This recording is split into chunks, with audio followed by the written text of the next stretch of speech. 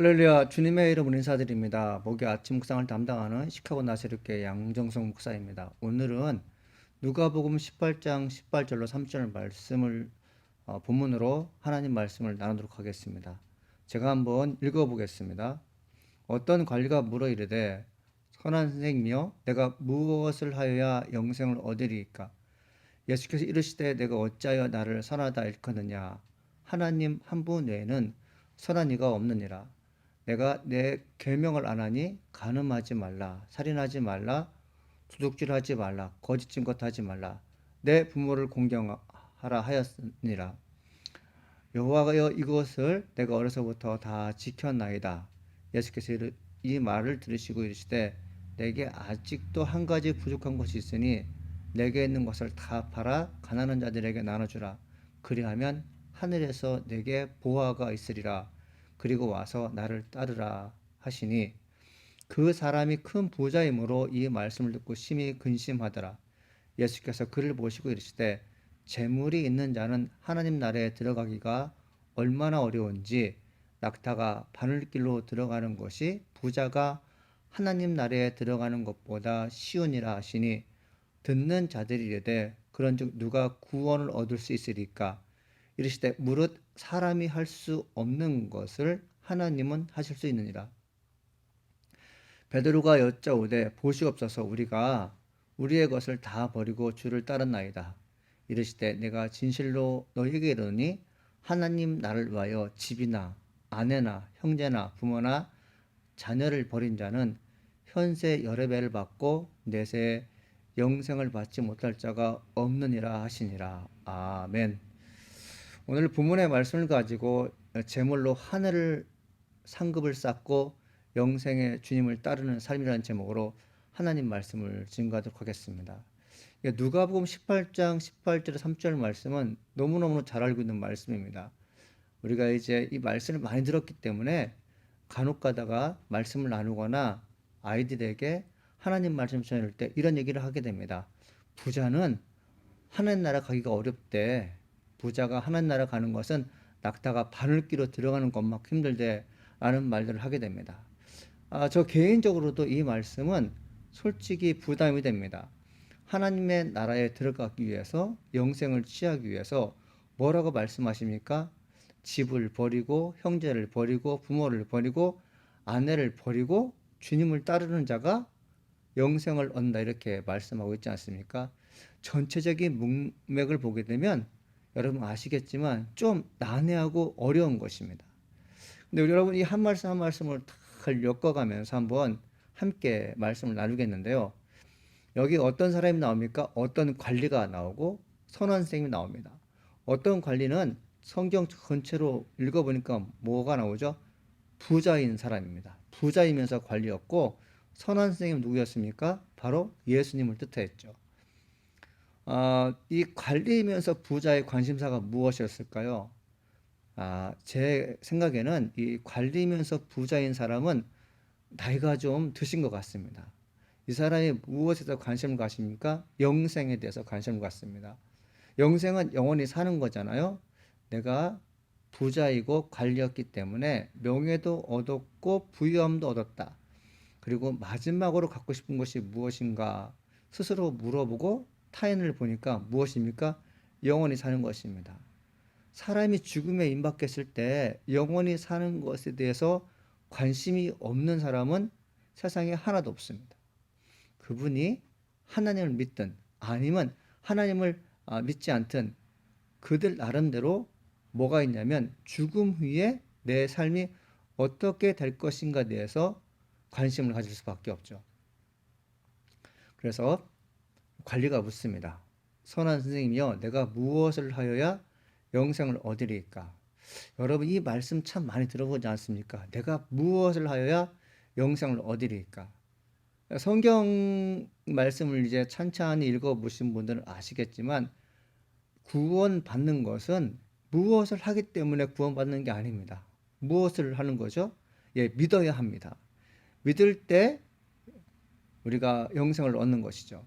그러나 이 관리는 영생을 얻는 길이 무엇을 하기에 달려있다고 믿었던 것이죠.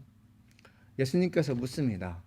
너가 어찌하여 나를 선하다 일컫느냐? 하나님 한 분 외에는 선한 이가 없느니라. 이렇게 말씀하시면서 너가 계명을 아느니 계명을 지켰느냐라고 물어보게 되죠. 뭐 간음하지 말라, 살인하지 말라, 도둑질하지 말라, 거짓 증거하지 말라, 내 부모를 공경하라 하였는데 넌 이걸 다 지켰느냐? 근데 이 관리가 그래요? 이 모든 것을 지켰습니다. 근데 예수님께서 한 번 더 물어보죠. 그러면 내가 아직도 한 가지 부족한 것이 있는데 내게 있는 것을 다 팔아 가난한 자에게 나눠주고 그리고 너는 나를 따르라 이렇게 얘기합니다. 그러면 내가 하늘의 보화가 있으리라 이렇게 얘기하죠. 여러분 이 관리 있던 사람 그리고 부자인 사람은 머리가 꽤 명석한 사람입니다. 선생에게 뭔가 물어봤다는 것은 답을 얻고자 함이죠. 근데 여러분들 여기서 가만히 생각해 보면 뭘 느끼냐면 관리면서 부자인 사람들은 내가 생각했던 답을 예수님부터 얻고 싶어 했어요. 근데 예수님께서 뭐라고 말씀하십니까? 영생을 얻는데 한 가지 부족한 것이 있다 얘기하죠. 기가 솔깃했을 거예요. 그때 예수님께서 뭐라고 말씀하십니까? 내게 있는 것을 다 팔아 가난한 자에게 나눠주라. 그리하면 하늘에서 내게 보호가 있으리라. 그리고 와서 나를 따르라. 이렇게 얘기하죠. 어, 율법의 어느 부분, 십계명의 어느 부분, 365가지는 하라는 거고 365가지는 하지 말라는 이 여러 계명 중에서 한두 가지를 하게 하면 되겠는데 뭡니까? 예수님께서 관리면서 부자에게 요구한 것은 뭐냐면 내가 가지고 있는 재산을 다 팔으라는 거죠. 그리고 나를 따르라는 거죠. 여러분 이런 요구가 있을 때 어느 누가 내가 가지고 있는 재물을 다 팔아서 따르겠습니까? 라고 얘기할 수가 있겠습니까? 관리인 그 부자이면서 관리인 그 사람이 심히 근심했다고 돼 있어요. 심히 근심했다는 것은 무엇입니까? 순종하지 않겠다는 것입니다. 단순한 믿음이 아니죠. 내가 이제껏 쌓은 물질과 그리고 내가 이제껏 쌓은 명분이 얼마인데 이 모든 것을 버리고 예수님을 따른다? 못하겠는 거죠.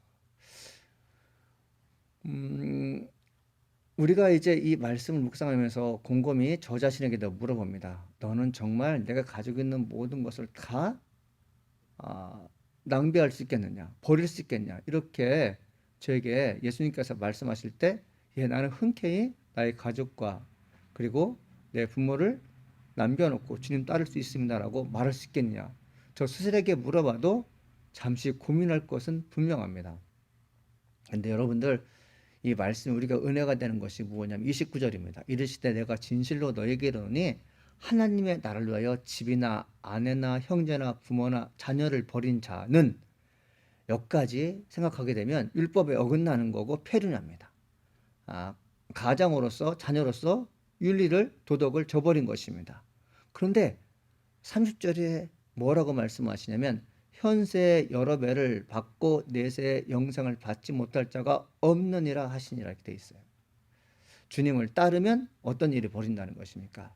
그러니까 곰곰이 묵상해 보면 어떤 결과가 나오냐면 내가 가지고 있는 모든 재산을 팔고 주님을 따르는 그 믿음이 얼마나 중요한가. 주님은 우리에게 자녀를 버리고 부모를 공경하지 않는 그런 폐륜을 원치 않습니다.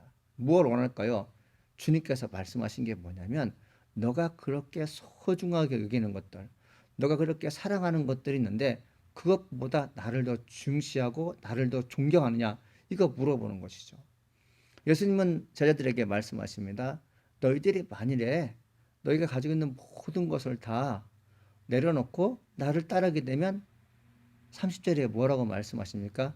현세 열의 배를 받고 내세에 영생을 받지 못할 자가 없느니라 하시니라. 아멘이십니까? 이 땅에 살면서 여러 배를 받는다는 거죠. 이 배를 받는다는 게 아니라 우리가 이제 가지고 있는 것을 다 하나님께 드리게 되면 그 드린 것의 몇 배를 받는다는 것입니다. 어디서요? 하늘나라에서 아닙니다. 이 땅에서 받는다는 거죠. 그리고 무엇입니까? 영생도 받는다는 것이죠.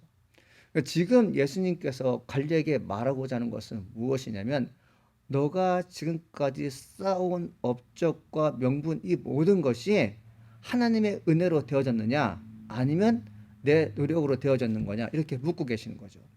관리가 만일에 내가 명석한 자가 돼서 관리가 되고 또 일을 열심히 해서 부유함이 된 것은 하나님께서 복 주셨기 때문에 하나님께서 때마다 나에게 지혜 주시고 총명 주셨기 때문에 이렇게 성장했습니다라고 말하는 사람이라면 뭘 하겠어요? 하나님께 돌려줄 수 있습니다.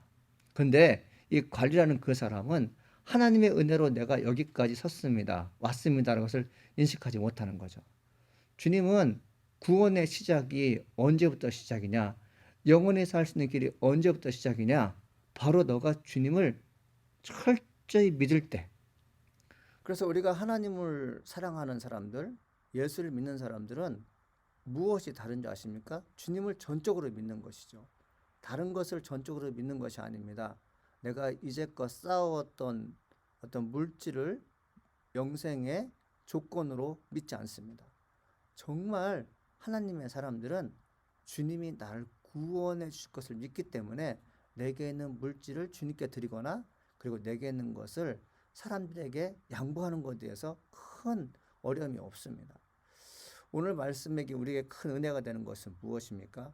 오늘 말씀에 보게 되면 30절 말씀입니다. 현세 여레벨 맺고 내세에 영생을 받지 못할 자가 없느니라 하시니라. 아멘.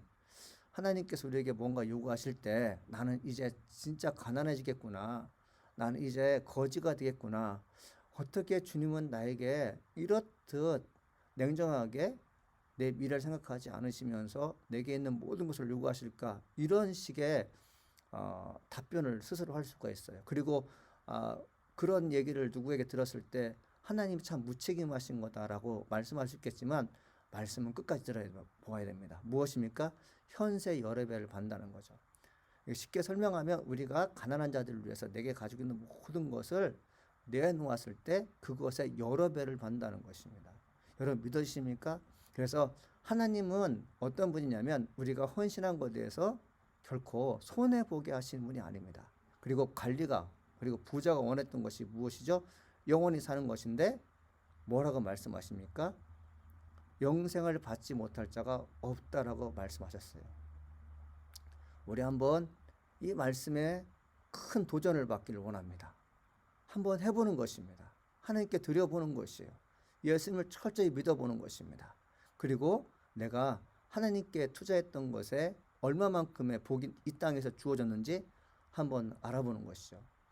섣불리 어떤 분은 그런 얘기를 하게 돼요. 하나님께서 지금은 복을 내리시지 않지만 죽음 후에 천국 가서 다 보상해 줄 거야. 그런 말씀 여기는 없어요?